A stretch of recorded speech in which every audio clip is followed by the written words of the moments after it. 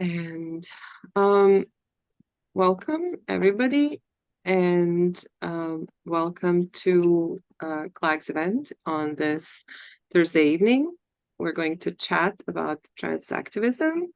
But before we start to talk about our topic for today, I would like to introduce our CLAG's board co-chair, Laura Westengard. Laura Westengard is an associate professor of English at New York City College of Technology, City University of New York, and CLAG's board co-chair.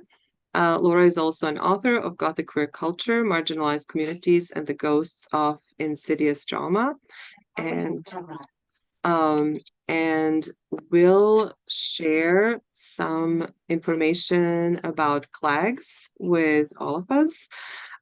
This event is recorded and it is live streamed. So since this is a meeting, people can turn on their cameras if they want.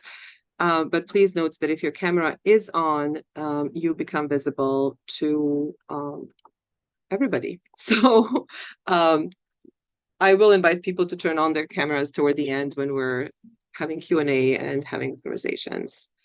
So Laura, I'm going to hand you the mic. Thank you so much, Yasmina, and thanks to all of you for joining us today at CLAGS. I am Laura Westengard. My pronouns are she or they, and I am the board co-chair of CLAGS. And I just want to tell you a little bit about CLAGS and ask for your help so that we can continue to offer this kind of conversation and free and public programming in the future. So CLAGS is the first university-based LGBTQIA+ research center in the United States. And as such, we nurture interdisciplinary cutting-edge knowledge production in queer and trans studies. At CLAGS, we strive for an intersectional definition of queer and commit to merging issues of sexuality and gender with race, indigeneity, class, disability, nationality, colonialism, environmental justice, and globalization. CLAGS is dedicated to maintaining accessible public programming, fellowships, and initiatives that join academics, artists, activists, policymakers, and community members in dialogue and conversation. We are committed to radical visions of a queer past, present, and future within and beyond CUNY and on the national and global level. But we can't do it without you. Your support of CLAGS is critical to establishing a legacy dedicated to the study of LGBTQ+ historical, cultural, and political issues. So please consider making a donation to CLAGS, and your gift will afford our community and scholars the opportunity of one-of-a-kind experiences that celebrate scholarship, art, and activism from the voices of the LGBTQ+ community.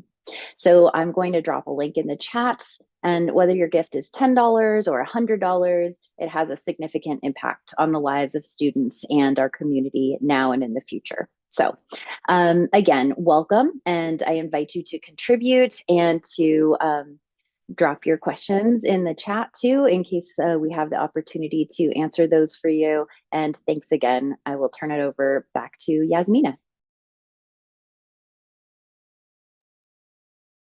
Thank you. I am here managing also the spotlights for all of us. I do want to acknowledge that at least those of us who are in New York right now and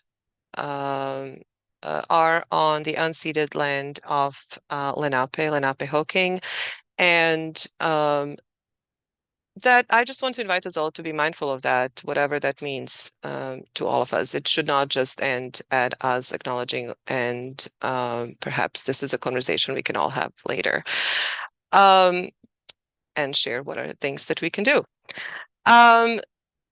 So I would like to invite my two conversants, two speakers, two friends, really. So I will be bringing them on. And there's Jennifer. Okay, here is the four of us. So Jennifer and Janis are dear friends and colleagues, and I would say co-conspirators in this universe of trying to survive. And I'm going to start by introducing Jennifer, and then I will introduce Janis, and then I will ask them to share about their work. So Jennifer Love Williams is a formerly incarcerated Black trans woman, an entertainer, and an activist. She's the foundress of the Gen Love Project, a nonprofit that provides home packages to recently released and soon to be released LGBTQ plus people coming home from prison, jail, and serves as a co-chair of the formerly incarcerated subgroup of the National LGBT HIV Criminal Justice Working Group. She works with the National Council for Incarcerated and Formerly Incarcerated Women and Girls. And if we can drop the link to Gen Love Project in a chat, that would be great. Janis has helped with planning of the 2021, 22, 23 queer liberation marches and is helping on planning the 24 queer liberation march, is on the board of Indigenous Peoples Day Philly and helps plan Philly Trans March events. Janis currently gives classes to homelessness orgs for trans inclusion. She's a guest lecturer at various universities for trans and two-spirit cultural trainings and has given classes on two-spirit and transgender to the community and corporations classes. Janis was a co-chair of the Philadelphia Trans Wellness Conference for 5 conferences, worked 11 years with the planning committee. Janis is co-founder of East Coast Two-Spirit Society, co-founder of NCTE, and is an electric engineer with extensive project management experience. She has also spent significant time on workplace issues, transgender insurance coverage, workplace inclusion, racial equality, gender equality, and housing for low-income and homeless trans people. I myself am a non-binary person. I teach at City College of New York, and I'm CLAG's Director of Development and Finance. I'm originally from the Balkans, from former Yugoslavia. Yeah, and I'm involved in so many things that I'm actually not going to mention right now. So, welcome to Jennifer and Janis, and I'm going to start us off with Jennifer. Jennifer, tell us a little bit more about your work.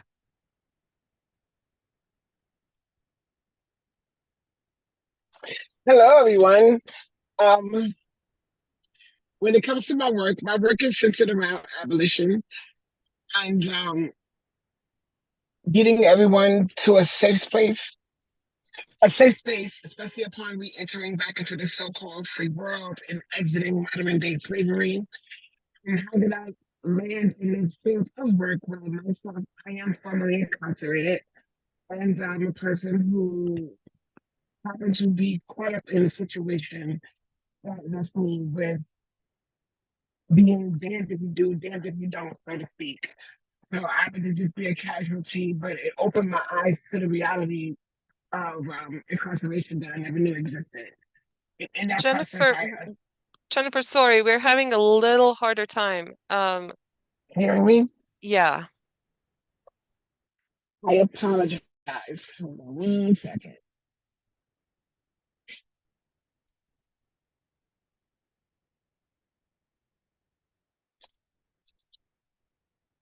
What about now? better. Okay. What about now? Better? All right. Okay. I apologize. Um, do you want me to back up some or just continue where I was at? Um, I'm gonna ask if maybe people That who are means in the back up audience, some, right? maybe a little bit, and then people who are in the audience can also, like, if anybody else has difficulty, just, I guess, let us know. Okay. Well, once again, I apologize about that. As a formerly incarcerated Black trans woman, I got exposed to the realities of the incarceral system and how unjust the so-called system is. And it made me realize that also I thought my job was done as a good human by performing for free and donating tips to certain causes that affect Black people, queer people, trans folk. I thought my job was done if I performed for free and donated my tips or donated my pay. Then I realized that no, I got a lot of life to live. And in that life that I'm living, I have to be present, not just be visible for myself, but be visible for others. And sometimes it's easy to cast aside what people say to you, but when you have a face to it and a physical body there with the lived experience, it's hard to deny those facts of a person's lived experience, which means I have to put myself on the forefront and bring along others so we can help others get the freedom that they deserve, get the respect that they deserve, and get the safety and healthcare that they deserve. In a better way to say it.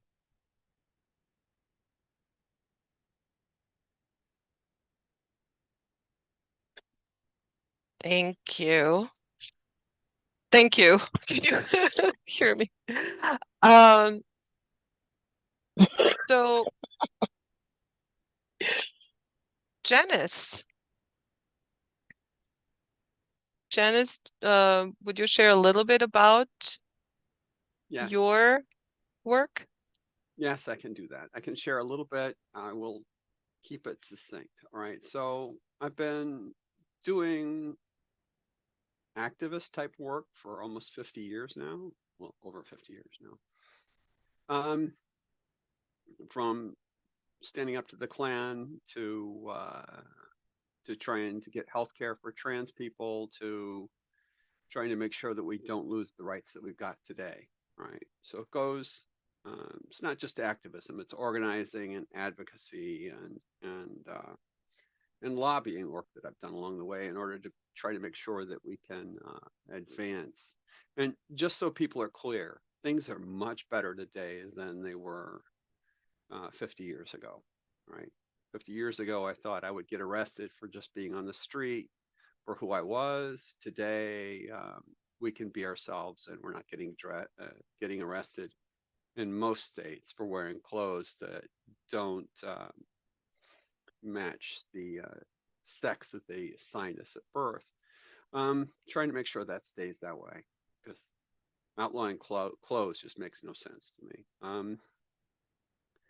So along the way, I've worked on something called Klan Watch, which is now which was a branch of the Southern Poverty Law Center and is now called Hate Watch, which people often refer to when they're trying to track hate organizations.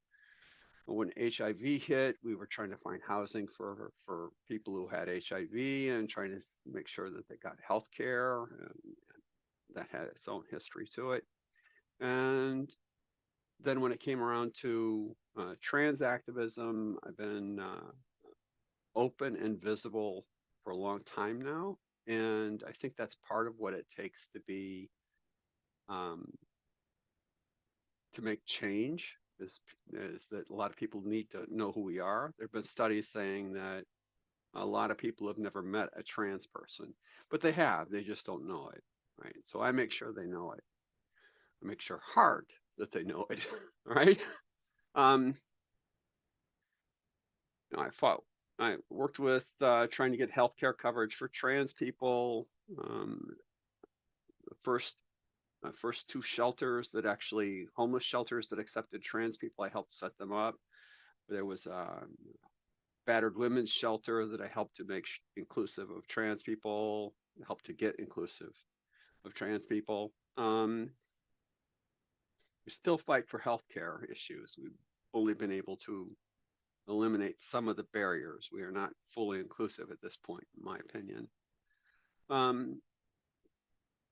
Activism, organizing, lobbying, that's all just been part of my life. It's just part of it. I've got my other life as an engineer. I currently work in fair housing, so I help people who are not trans, as well as people who are trans, to make sure that they're not being discriminated against in housing in Pennsylvania. So I've got a long history of activism. That's it. Back to you, Jay-Z. Jasmina.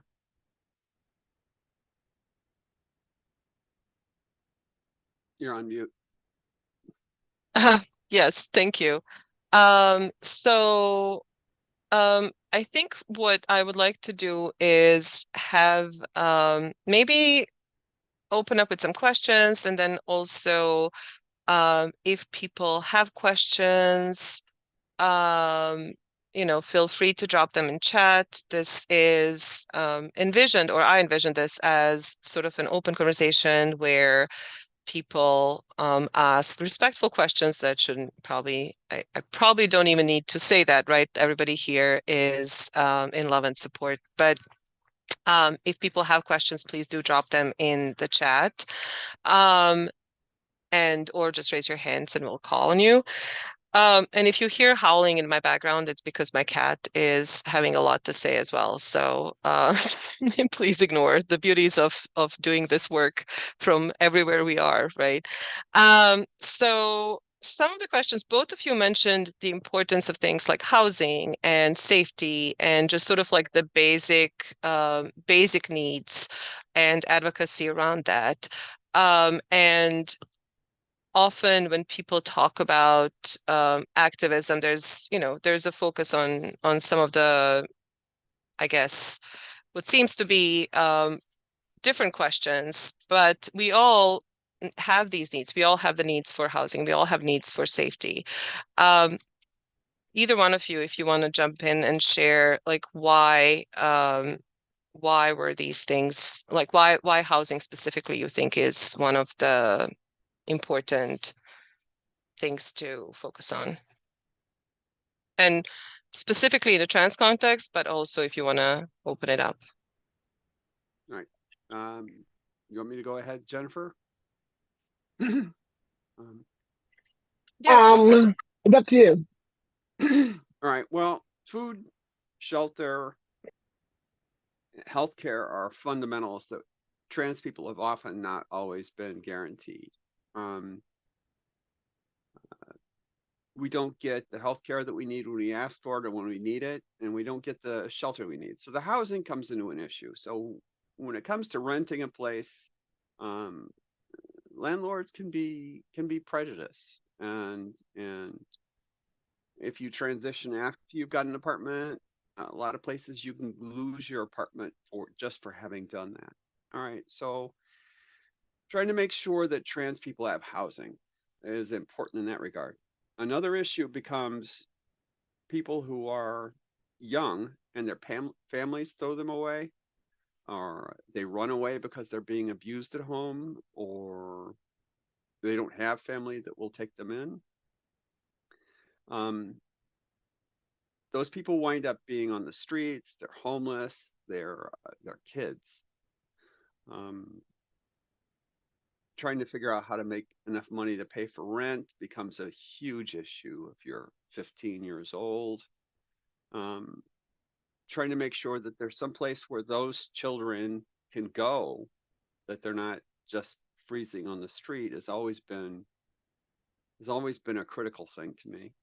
And make sure that they can get the health care they need once they get into the housing and the food.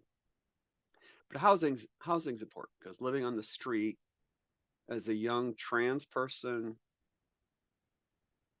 is incredibly dangerous for getting diseases. It's incredibly dangerous for getting killed. It's just for getting arrested and put in prison. So what you need to do, if you're not home, if you don't have a place to call home, becomes desperation in a lot of ways, and that becomes a problem in and of itself. Anything you want to add, Jennifer? There's a lot of times when it comes to housing, a lot of the non-trans community or passing part of the trans community tends to overlook the fact is that there are a lot of trans folks that are not going to be able to just walk in the everyday world and pass. And then some are met with the intersectionality of being black or brown, and that plays an extra layer of discrimination that a lot of people don't get. There are people who they had stable housing all this time, and upon transitioning, all of a sudden now you've become the tenant from hell, allegedly, and they want you out. Or if you're in transition to find home, no matter how much physical cash you have on hand, they don't want you there. It's it's a very tough situation, and it's often overlooked in a lot of places, even like the tri-state area, which is supposed to be so great in all this funding that's here. It's lack of help for trans folk, and it's bad. It's a lot worse than we think, or than people know, rather. It is, and one of the things that we actually rely on are places like CLAGS to do research on that kind of thing, on the homelessness of trans people and put out reports. So that's part of what we use for advocacy in order to try to push for more funding and change, coupled with activism. Activism is pretty much getting into people's faces, letting them know we're here and we exist and we deserve to exist. The advocacy portion of it, we need universities, we need medical people to do studies and issue studies, which give us credibility for making change with lawmakers when we do and lobby things. So it becomes a family type of thing, intersectional actions across everything. When we talk about activism, a lot of people mean all of these things wrapped together, and some people actually understand the difference between activism and advocacy and lobbying and organizing and trying to pull it all together into something that can actually create change going forward. So thank you to CLAGS. Please donate to CLAGS. Thank you. Um, Thank you. And do you actually, that's an interesting that you were just brought up, this difference between what is advocacy and what is activism, and how often these things work together but are also separate. Do you want to elaborate that a little bit? Just so, because I do think there is a confusion, and I do think that sometimes, like you mentioned, like things that some of us do as scholars and at CLAGS and other places where people are doing this research can then be used. So, where would something like that, where would like this scholarship fall in? Well, it falls into advocacy, I think, right? So with activism, we as a group of people with a common, as I understand it, we as a group of people with a common issue or a common cause, if you will get together and do things. We'll make ourselves visible. We'll go out and protest this or march over here. We get awareness up in the public that we exist. Or with advocacy, they do the research behind it. And then we can link that advocacy and well, advocacy is also where the activists go and work with other people to build allies. But part of that that's needed is the research from universities and from the studies and some level of statistics, or at least a collection of stories, right? And then we can use that to go to lawmakers, which is lobbying, and try to make change. And we can organize to bring in more of our people into the situation, but also to bring in people that are allies in to help us, to coordinate with us across all of these issues. So there's a host of things in play in order to be able to make it all work. And it doesn't work if you forget one of the wings of that. So when we were working on trying to get healthcare for trans people, the first step was to get statistics on it, and then the next step was to lobby lawmakers to try to make changes, because back then there were exclusions. If you said you were trans, they wouldn't treat a broken leg on some instances. The trans exclusion was that broad.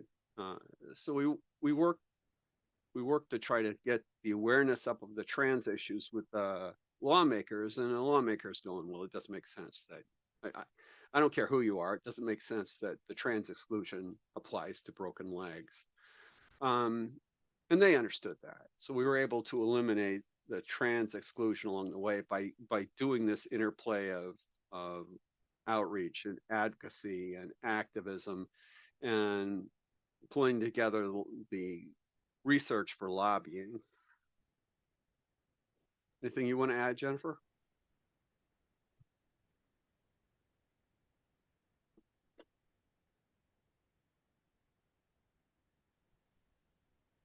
Can y'all see me better? There I she am so is. sorry for it being so dark. I'm in the car. Bear with me. Um, I need a back. I need a briefer, a buffer. Sorry, my mind's 1,001 places.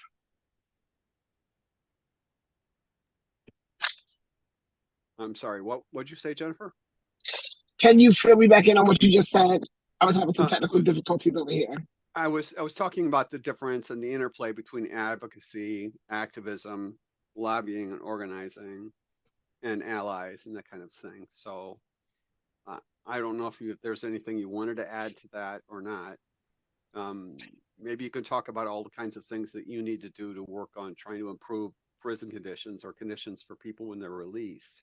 Because it's not all just activism. It's not just all getting in the street. It's working with lawmakers and with a host of other people that have not been into prisons. And for trans people in prisons, I'm sure there's needs that they have that while they're in prison that need to be met. So Let me say this. When it comes to the whole, I'm an activist. I'm an abolitionist. I'm for the cause. There are so many people who are self-appointed abolitionists, self-appointed activists, and things of that nature.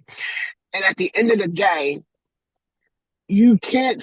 You sitting here showing up to one rally, or you sitting here and sharing a post or two, I am thankful. If it's the motivating, spreading the word of the cause type post. But when you are an activist, that means you live and breathe this. If you are abolitionist, your life is on the line for what you believe in every day, all day. When you are advocate, that means that you are listening to the people that you are advocating for and being their vocal piece when they cannot. It's we're in a time where everybody wants to have in their profile in their profiles, in their bios, to make themselves look like they're here, and yet they live a very different life than what they preach. That's not okay.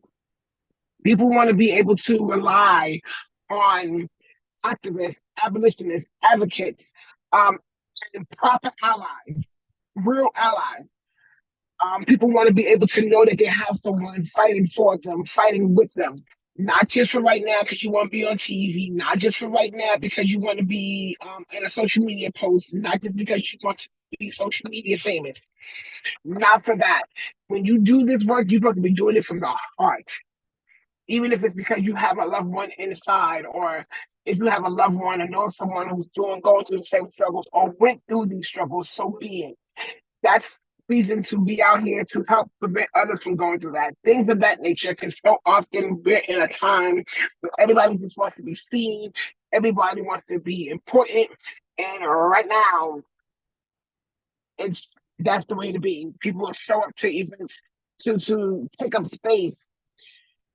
And then next week you never hear from them again. They just want to fill a personal quota inside, and that's fine if that's your thing. But don't sit here and muddle the waters when people need people who are less fortunate and people who are voiceless truly need people who want to be there for them. Don't get me wrong, everything helps. But don't sit up here and blur the lines and take up the space and suck up all the air and funding from people who are truly doing the work for those who are not able to. You're here for that. Thank you. Which actually links us, we have a question in our chat or a comment that says, thank you for doing this. I wanted to ask, this is from Jen. Jen, also, if you want to speak for yourself, feel free to raise your hand or, something that I think I can turn on your camera. But the question is, or the comment is, I'm finally at the stable place in my life where I can do something. I would appreciate if you could share any resources or recommendations. So Jennifer, that brings us to your comment where you said that, it's not enough to, it's nice to support, right? Like it's nice to support with like posts or reposts and things like that, but that's in itself not enough. To get things changed. That may be enough to like amplify certain things, but not really enough. For real change, we need to work and really invest the time and energy and lives into making a change. So if either one of you has, and this is something, if you have recommendations, feel free to speak up now, or maybe at the end, if we have ideas, we can drop in chat where like people can get involved. I would say it might be locally, so it may depend where you are. Though there are some obviously national organizations where people can also get involved. So I don't know if either one of you want to mention something now, or we can leave it for later. Let me say this. Now, people also don't think that you have to do everything on a big scale either. There's things like you brought up locally. There's things locally. LGBTQ youth, trans youth, trans seniors, LGBTQ seniors, senior citizens in general, even if it's about the animals, whatever your passion is, you can start locally. If you know that you have every Saturday off and you want to go to the shelter and feed some people, then that's something different. That's doing the work. That's putting yourself there on your off because you still got to make a living and you still got to be you. That's something different. That's somebody who I can respect because you're doing the work. You didn't show up. You didn't show up today, and then tomorrow you putting in a grant, and you got a whole loan and a grant that you took, knowing you're not going to do the work because you're being shady. And you got people that you don't target up all these people because this is where there's a lot of nonprofits being created and they're sucking up all this money, putting it to the people who they claim that they're supposed to be helping, such as reentry work, such as trans housing, such as am I breaking up? A little bit. Am I breaking up? Yeah. Ah, shit. Hold on. I'm sorry, Usher. All right. Let me pick up from there. So, I don't do this to get famous. If I was completely unknown, I'd be because it seems like happier it's than the I am. end thing. And then You're still breaking up, Jennifer. it's never getting responses, never getting any help, not even getting a no. And in all actuality, you are just another person who muddies the waters that makes people feel that they further people's fears because they have no one to trust. They have nowhere to turn. If, I hope I made sense to everybody. In my mind, it makes sense because this is the reality that I have to deal with. I have a lot of conversations with a lot of other organizers of many different agencies and many different causes, and that's one of the leading problems that's here plaguing, especially when it comes to low-income people. They're relying on agencies that took money that were giving money to help them, and they're not helping. They're not helping. They can't provide 2, 3 people that they've helped, and that's a bad thing. And it makes people untrusting to reach out for help, and it makes people who truly have money and want to donate to someone doing the work. It makes them not want to trust to even give up their money. Are you going to be another person like that? And that's why it's so important to be true to this and to make sure that you are being authentic in this. I meant to touch on it earlier. The word ally. Everybody, I should say that as well. You cannot be an ally. I'm focused on the trans community right now. You cannot say that you are an ally for the trans community, but yet tomorrow you will misgender someone. You will dead name someone. That's not being an ally. That's being full of shit. I'm hoping everybody watches this in the doubt. Excuse my language. A true ally is you're gonna fight for me and speak on my behalf in the best way possible, even when I'm not there. That I know, even in my time of turmoil, that you as my ally, you are truly advocating and being an activist and an ally for me, not just for the camera. I'm going to agree Thank you. with all of that. So there's something I've worked on, a coming out guide for the Native American community that was distributed around the different reservations around the country, which has made change within the reservations in some of the reddest states, some of the most hostile places for us outside of the reservations. We have safe areas on, natives have safe areas on reservations, more safe areas than we used to. My name isn't associated with that, right? It isn't there. I was one of the first 4 people to come out, welcomed into powwow circle, Two-Spirit circle in California. One of the first 4 people welcomed in as trans-identified Two-Spirit people. We do that, and then we move on, right? So we're doing the things to make the change, not doing it for our own self-promotion. There's some level of self-promotion needed in order to get some funding, but you need to be very humble with what you're doing if you're going to work on something. So the question was, any resources or recommendations and where you can start doing something. All right. The first resource and recommendation I have is only one you can answer. What are you passionate about? Right. Doing activism isn't something to do as a pastime or as a semester class. It's something you do because you're kind of driven to do it. So what are you passionate about? You may not know much about doing it. You may not be able to do anything too great to begin with, but if you're passionate about it, you'll stick with it. So that would be the first step. And there's lots of places, local, community, such, that you can find a connection into whatever you're passionate about. Along the way, I was a member of North American Intersex Society. I was passionate about making sure that infants weren't getting non-consensual surgeries for their physical sex. We managed to get that, at least a statement from the American Medical Association saying this was a bad idea to do. Prior to that, they would take infants, mess up circumcisions, and then wind up giving them surgeries to give them vaginas because they burnt the child's penis off, and then raise the child as female without letting the child get to an age where they can understand what their sex, what their gender identity is, right? Gender identity tends to be fixed.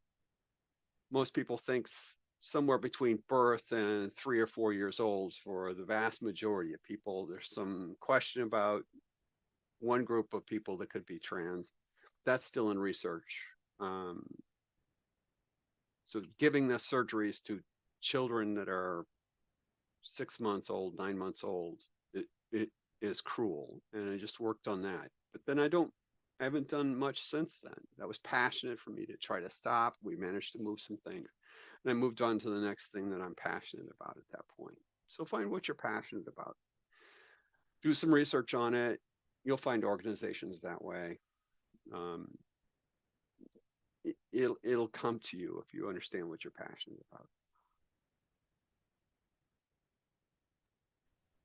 We had a comment on YouTube, and I was trying to figure out how to frame really this question. But the question was, how does this work interact with SQWYD groups within DSA, which is the group itself is Socialist Queer Worker and Youth Defense. So, or in more, I would say more generally, how does, when we think of larger organizations that are not necessarily like their primary mission is not necessarily focus on trans or queer people, but we start seeing more and more people involved in these organizations that are looking at general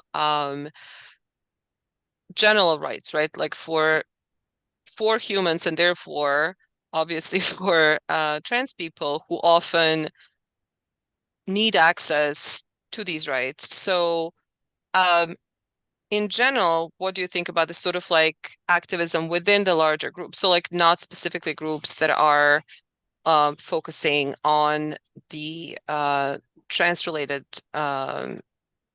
social concerns, but more on like fighting for healthcare for all and just and free and affordable healthcare, and then that interacting with the assumption is that then that will provide healthcare, for example, for trans people if it's provided to all.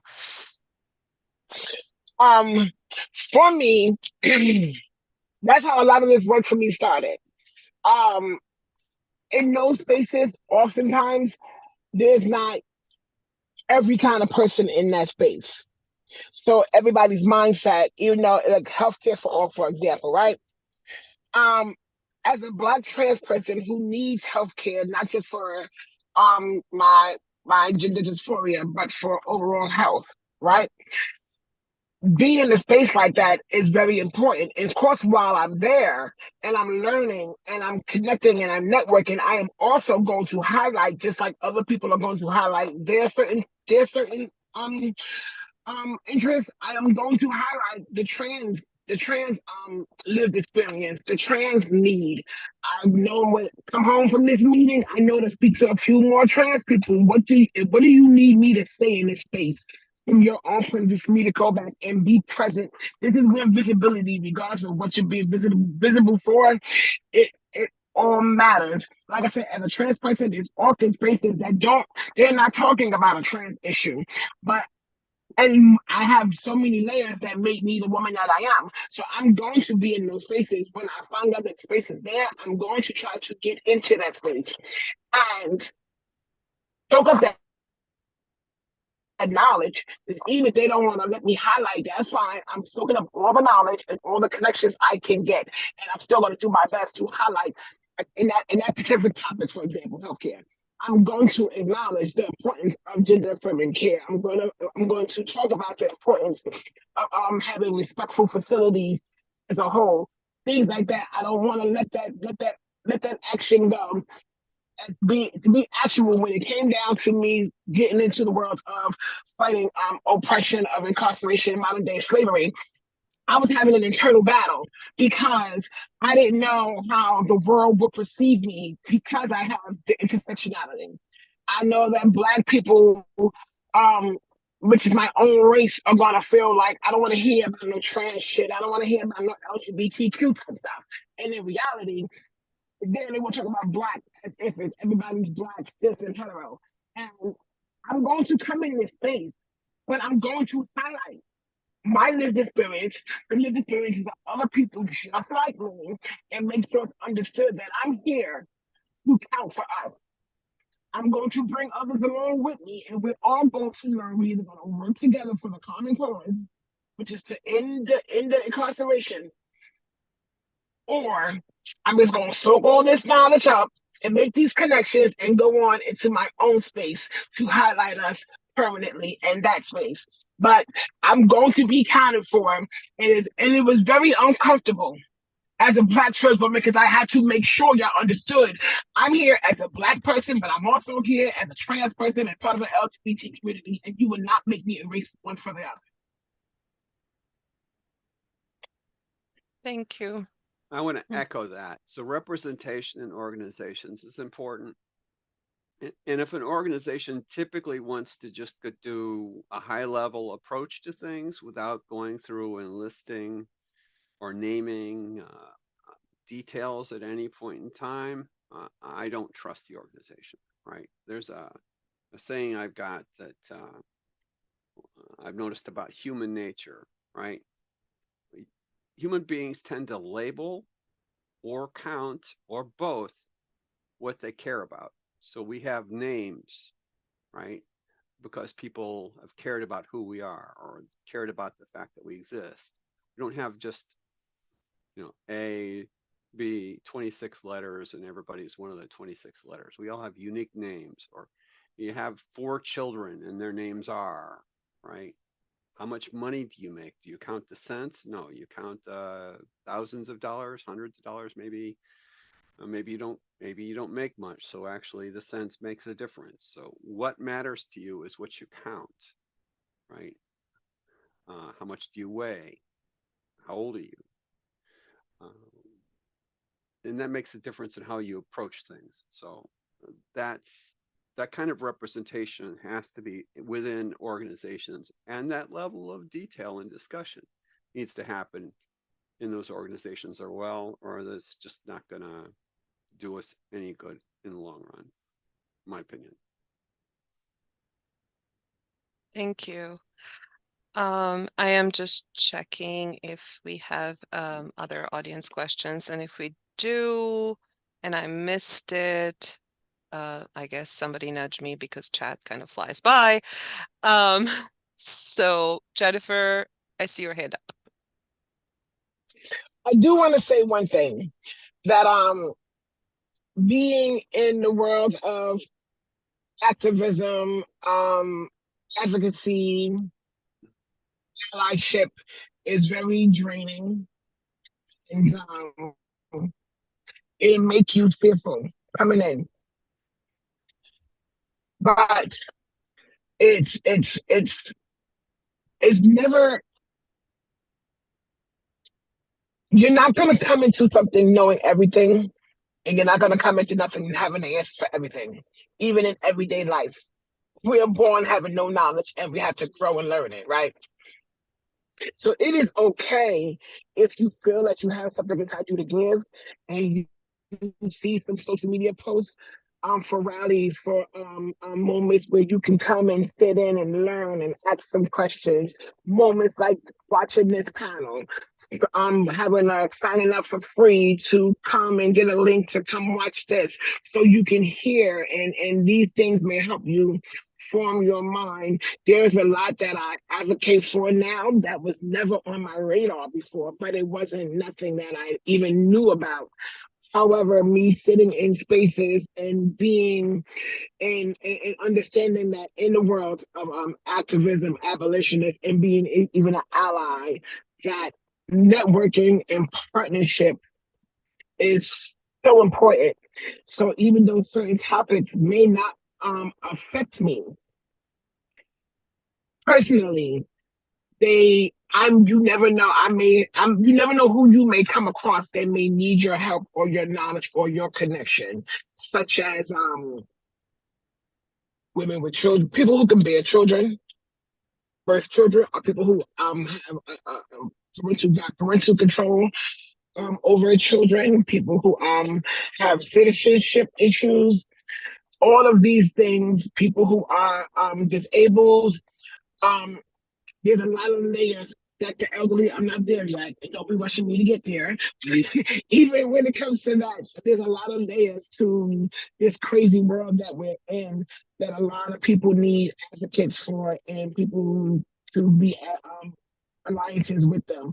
And as you sit down and learn, especially with the virtual aspect. So you don't have to leave your home. You can listen to it while you're on a above ground train. You can listen to it while you're on a light rail, while you're in the car.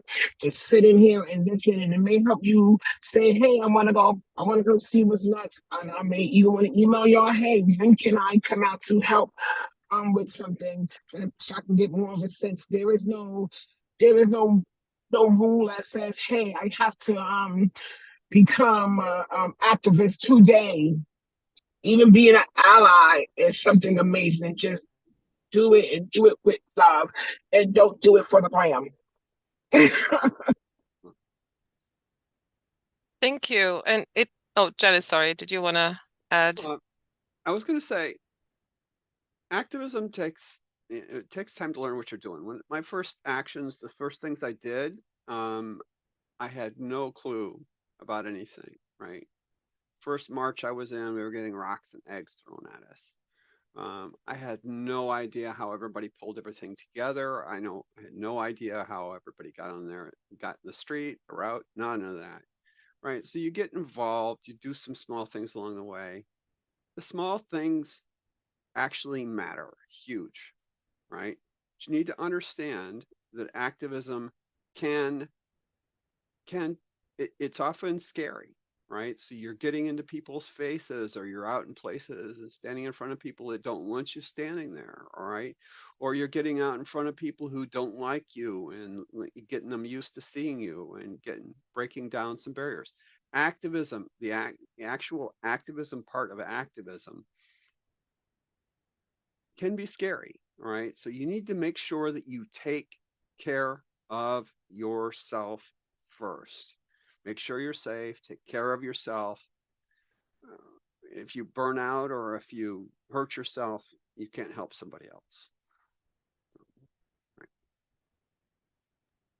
Thank you. And thank you for that great reminder. I think often those of us who are in this work forget to take care of ourselves. Like, it's easy because it feels sometimes like the world is just too much and there's just too much to do, that we don't have time to take a break. Especially I see a lot of youth, our youth, our young people that are some of them just starting, and there's this need to do it all and solve it all.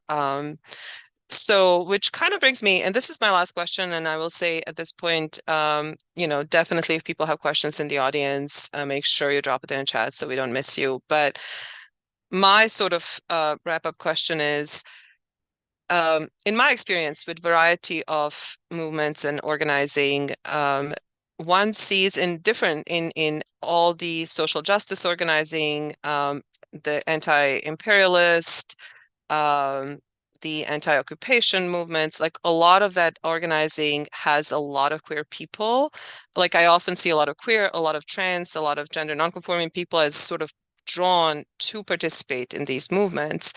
And I wonder, do you have any thoughts? Like, what is it, and this is not to say that obviously there are plenty of trans folk who are not into organizing in that sense, but why do you think we see such a large presence in some of the social justice groups of our trans youth?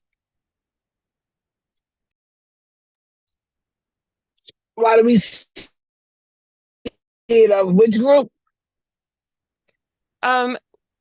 Why do we see such a large presence? Like, why does it seem to me, or maybe I'm being subjective, so like it is possible that I see what I want to see, but it seems to me when I go to a lot of marches, a lot of protests that are dealing with general social justice issues, there's often a large contingent of trans youth, trans people in general, not just youth, that are leading or participating. And I wonder if there is something about, I guess, our experiences that are kind of encouraging or making one more likely to join fights against other types of oppressions. I think that my personal opinion, I could be wrong. I think that we're tired. Um, so many of us have the trans umbrella in general. So many of us have a lot of intersectionalities, whether we see it, whether the world sees it or not. At the same token, being tired. Um, Starting from Stonewall and the thing that we celebrate Pride as. That's trans women. Be trans women tired. Trans people, queer people have been here being vocal, fighting, preparing the fights because we couldn't be the ones in the front, but preparing them for years, for decades. And there's now, I guess we're tired of also letting so-called straights take the credit for the work that we're doing. It's to be, you know, let me be visible on my own instead of you taking all the credit for all of my work and all of my siblings' work. But I think that we're just tired, and this is something I'm glad you brought that question up because I did a panel and I made it a previous panel and I made it clear you'll be surprised how much trans and queer folks get up out here and fight. We're not just fighting for our visibility. We're not just fighting to be counted for. We're also fighting for others. However, others don't want to fight for us. Others want to beat us up. Others want to kill us and erase us. But it's cool when we're out here fighting for everybody else, including ourselves. Yet we're at the bottom of the barrel, always. And it's sad. But I think that with this energy that especially the youth are having, I am excited to become elderly and see the amazing ground that they make, the amazing ground that they get to cover with the fight that's in them. This is a lot of fight in a lot of these young queer folks, a lot of young trans folks, and I am extremely proud of these babies because they're able to we don't understand a lot of terminologies. We don't understand a lot of breakdown of identity. That's fine. They know how to express themselves and let you know exactly who they are. You may not like it, but my generation, oh, I couldn't do that. I wasn't so articulate on what makes me me. Shit, I'm 47 and I still like that articulate about what makes me me. So I get excited when I see a young folk with so much guff inside of them that they can let you know who they are and you see their passion and when you give a lot of them the mic and you've seen it when we was at the rally Creative Racial March rally this year, 23, you got to hear and at our town hall, that young baby speak and the drag performer was very one of them was very young as well. And I was in awe because I'm seeing young people just be so passionate, speaking with understanding of self, which is most importantly. And it's just a beautiful thing. And I'm looking forward to the amazing ground that they get to cover and what they get to change for me before I get out of here. Exit stage left. I'm excited. Thank you. I'm gonna say, okay, I'm gonna say, yay to what Jennifer just said in that regard. I think trans people, social justice, we have to have social justice to survive, right? And a lot of kids these days are actually being allowed to be themselves. Right? The idea that I could have gone to school and told people my pronouns were she, her, right? Is so incredibly foreign to me. It's just all right. It just isn't there. I got beat up for my mannerisms back then. If I'd have told them my pronouns were she, her, oh, I think the principal and the entire school would have started beating up on me, not just a couple of kids, right? So the kids are learning about things. They're learning age appropriate information about gender identity and sexuality and gender expression. And when they see how the world really is, they want to shake it up and fix it. And they're getting involved in a whole lot of things. When we did this in the 70s, we worked across some of those boundaries initially. Eventually broke down because there was a lot of racism within the LGBT community towards people who weren't were different colors or weren't in the LGBT community. I shouldn't say LGBT, in the LG community back then. T's got thrown on the bus pretty early. So fighting for things in social justice is just, it's our life breath. We don't survive without it. It doesn't surprise me people are there. What I'm incredibly impressed with is the young people, right? The young people today are willing to go out and get in people's faces and risk things and make change.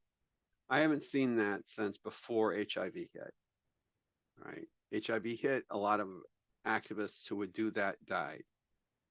And we went into survival mode as a community trying to survive HIV. Now we're coming out of that, and this generation is incredible. I think they're going to make some significant changes if they can stay on target. So, Thank you. Yeah, and I think both of the things that you said, both of you said, are really resonating, both in terms of how much the words we had or didn't have and things we could say or not say, and also the reflection of what it meant for all of us as a community to come out of the 80s and AIDS crisis and 90s and a lot of that, and that how that affected um just our psyche. And yes, on being really impressed. I feel like people like to make fun of Gen Zs, but I'm like, they're so amazing to me, like really incredibly inspiring and amazing. Um, I do, we and I feel like we can we all lost learn. It's, sorry. we we lost several generations of activists in the 80s and 90s, right? The old ones, the middle-aged ones, the young ones. People were getting HIV and dying, right? They weren't surviving. Mm, Today we're surviving. A lot of people with HIV are yeah. surviving, and the next generation is moving the people up. So I am so incredibly impressed with young people. Yeah, thank you.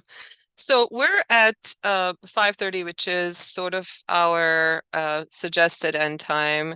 And I say suggested because I'm all about suggested time today. It seems those of you who are confused with our announcements about time, my apologies. Blame it on me. I'm having I have entered the non-binary time complex where time shifts and changes. So um, yeah, so I just want to wrap up by asking, like, is there anything else you want to share? Any kind of like, messages, wishes, anything? I mean, you've said so much, an incredible amount of amazing information, but if there is anything else you would like to share, uh, now is the time. And then I will do a little bit of announcement of what's to come at CLAGS. I do. Go ahead. Right. The one thing I want to say is for most activists, there's no retirement plan. All right. You get involved in it because it's part of who you are. It's a passion you've got. It may not pay much. It may not pay at all to some people doing it. If you have the resources to support activists and advocates, please think about helping people like Jennifer, donating to Gen Love Project or CLAGS, so that so that we can keep going, right? I'm on the older side of things, right? So give money to Jennifer and help her out. I need a car, but no. We need just minimal things in order to survive. And if you can get out and be an activist, it, it's scary at times. It's rewarding. It gives meaning to life. So, all right, that's it for me. Oh, thank you. Jennifer, do you want to give us? Yes, I'm gonna echo what Jen said. In this world where I'm at now, the Gender Project is my baby. She is my priority. That is my little cubbyhole to make sure that I create a legacy and always be able to give to the LGBT community upon reentry after incarceration. And you can reach me via Instagram or TikTok. Jennifer Love 1976, JenniferLove 1976. And on both of those, the link to the Gender Project is there to make a donation, or you can just go straight to Gender Project, which is JenLoveProject.org. That's JenLoveProject.org. Understand no donation is too small, and every dime I get is accounted for with an accountant, so it's not in my pocket, and it helps me buy the things that I need to keep members coming home happy as possible. And if you have a link or a connection to a bigger org that doesn't mind physically donating products, to me, by sure, connect with me and let me know, and we can make that happen. So thank you. Thank you. Thank you, Jennifer. I'm also, since the two of us, and I think there's more of us maybe somewhere. I don't know if people are still on in here.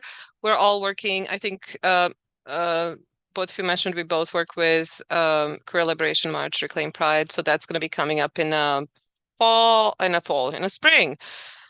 Again, seasons, times. So if you want to learn more about that organization, I just dropped the site in chat. CLAGS has a big event coming up. So there's a few things. You can go to our website, which is clags.org, to learn about our events. This year we have Queers of Color and Trans of Color series, where we have a variety of speakers sharing their work. And then we have an upcoming event, one of our large events, which is December 7th, and it's in person. It's a hybrid in person and online, and it's a lecture by Kessler winner E. Patrick Johnson, Queer Studies, a Postscript. And so I think Laura is going to drop that link so people can sign up, register. Thank you, Laura. So there are many events, there are many things going on. I would say for me, it's like whatever you're doing and whichever way you can, big or small, you have to judge your own sort of like ability to get engaged. But I would say to me, the worst thing is doing nothing, because sometimes it feels like doing nothing, it may feel safer, but I do believe that we can all do something to make this world better. And um, and this may mean love the trans person in your life, love trans people in your life, tell them you love them, take care of them, make them, if you're like, I can't participate for whatever reason in larger actions or do something like that, how about make a dinner for your trans friend? And if you don't have one, then ask yourself, why don't you have one? And support trans people in your life. So sometimes, sometimes it's as small as like, right, as take them out for a movie or something, have them a place where they can feel safe and loved and rested. And people who are activists in your life, give them love. So I'm going to stop here. Thank you all, and hope to see you again in the future. Yes, I think I can do that, Jennifer. I feel like you make this lovely heart that I always feel. So thank you all. Have a